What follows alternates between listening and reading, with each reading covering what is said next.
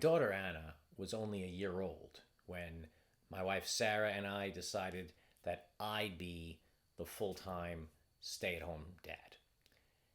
We'd been married 8 years before having any kids, and we were both working full time. We we wanted children, but we didn't want to have a child and then just only to hand them off to somebody else to raise them. We wanted to be the ones and we knew that if this was going to happen, eventually we'd have to sacrifice. One of us would have to sacrifice our incomes, and there were a few reasons why we decided that I would be the one to stay at home. First, it was the nature of our jobs.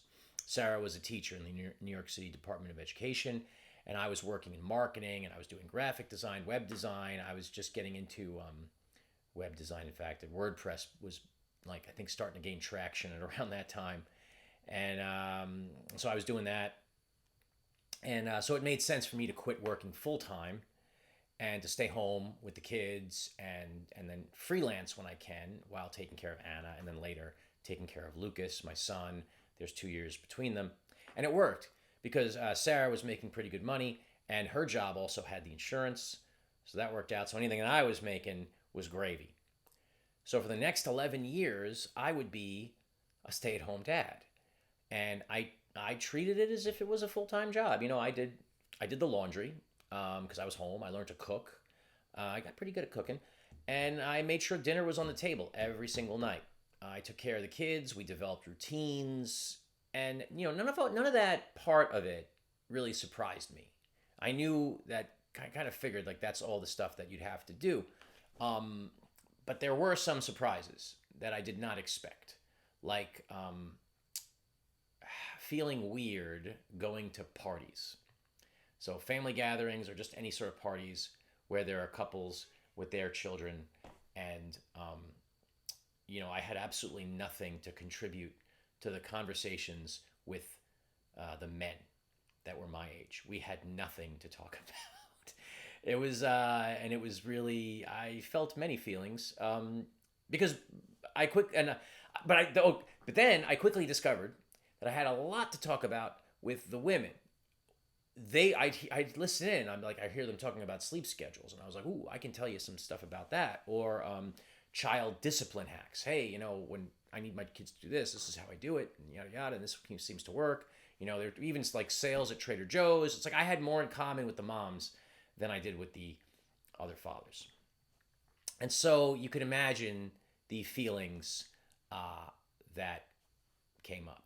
Especially when we were around other kids, it's like, oh, John's good with kids, and all of a sudden I was responsible for corralling everybody's kids and getting them to do what they needed to do. But I was actually kind of good at it. So at that time there was this feeling. I started to develop this feeling of inferiority.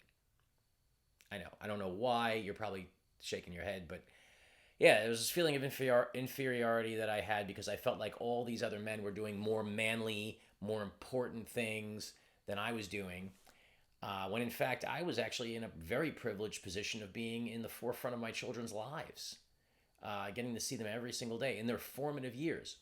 Later, I would learn that a lot of those men were actually jealous of me. 2 or 3 of them came up to me and were like, man, I can't believe you got to do that. I would have given anything to do that. And I was like, you're kidding? Seriously? He was like, oh. And I was like, why? Because you think it's easy? And they were like, no, because, and they started to list the very good reasons, like watching them grow, like having a hand in their learning and their development. It's funny. I didn't realize what I had when I had it. I mean, I still had fun, but I felt guilty for actually having fun. I used to feel guilty a lot. I felt guilty because Sarah didn't get to stay home, and I felt guilty that I wasn't earning the money the traditional way. But honestly, that guilt, it didn't add a single hour to my life. It didn't do anything for me. It didn't put a dime in my pocket. And it wasn't even the world. I think at the time I thought, oh, it was external. It was coming in from the outside. The world wasn't telling me that I was inferior, that I was invaluable. It was me telling me that. So I feel like if you're a stay-at-home dad, I want you to know that kind of thinking is not going to do anything for you. It's only going to make things worse for you. Don't do it. Figure out ways to get around that. Your kids will be in their teens before you know it, and those little toddlers that are running around your house are going to be gone. And that's something they don't tell you. You see, as of this video is being shot right now, my daughter Anna is 16 years old, and my son Lucas is 13. And that's great. I love hanging out with them. Our hangout times are very different. There's games, there's going out and playing Pokemon Go, there's watching Harry Potter or Star Wars, or talking about reading books and talking about them. You know, Hunger Games is one of the things my daughter reads, and I but I will never get those 4-year-olds back. I will never. I mean, I can hold him I can still hold my son in my lap, but he's like 13, and so he's very lanky, and he doesn't smell like he used to, you know.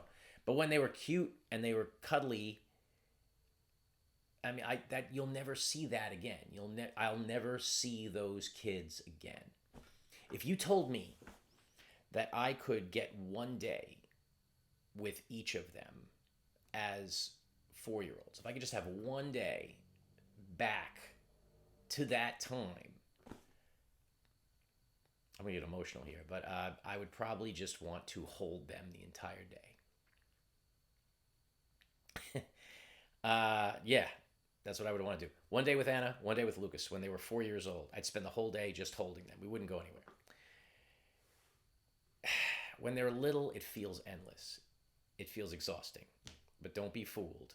They grow up overnight, live in the moment, and enjoy every second of it. And if your kids are right now, even if your kids right now are running up to you when they're hurt or when they're sad, if they're coming to you for emotional help, if you're having regular meals together, if you're watching a show together, if you have an inside joke together, then you're doing it. Keep doing that. I'm sure you're doing better than you think. Be mindful of your thoughts. They'll betray you. It's my little Star Wars reference for the day. Thanks for stopping by. Please like, please subscribe, and may the force and patience be with you.